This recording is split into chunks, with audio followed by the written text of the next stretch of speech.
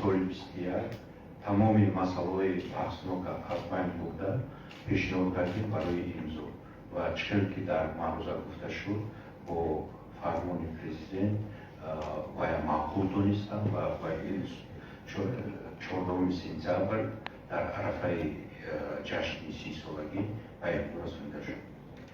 Бояд қайд намуд ки то ин дам созишнома байни кишварҳои аъзои иттиҳоди мустақили давлатҳо аз соли 1999 ташкил медиҳад ва принсипи территориалӣ буд, яъне дар кадом кишвар шаҳрванд зиндагонӣ мекунад ҳамон давлат нафақаи таъин мекунад ва ба мурури замон азбас ки ин раванди муҳоҷирӣ зиёд шуд,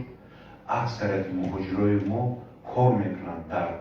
Россия ё ки дар дигар давлат, лекин омода нафақая таъин мекунанд дар Тоҷикистон ки ин ба тартиби созишнома, яъне ба тартиби ҳозира таъиноти нафақа мухолифат мекард ва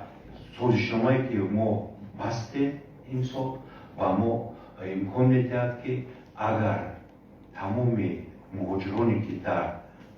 Россия кор мекунанд ва шарту шароит талаботи суғурташавии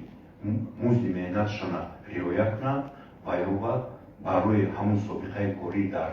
Россия буданашон нафақа таъин мешавад аз ҷониби Россия ва ҳамзамон агар қисми собиқаи коришон дар Тоҷикистон бошад, Тоҷикистон ҳам низ нафақаи худро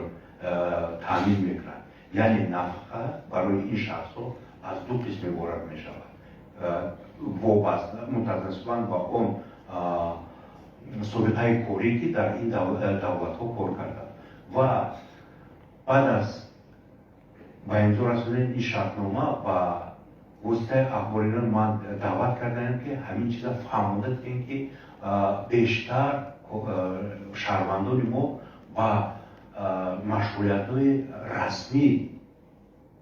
машғул шаванд, яъне қарордод бошад суғуртаи иҷтимоӣ аз қайд гузашта, агар ки даромади худшона пурра нишон диҳанд ва ё ба нафақаи хуб ноил мегарданд ва ҳуқуқҳои онҳо баробар ба ҳуқуқҳои шаҳрвандони Федератсияи Россия баробар аст дар самти муносибатҳои меҳнатӣ.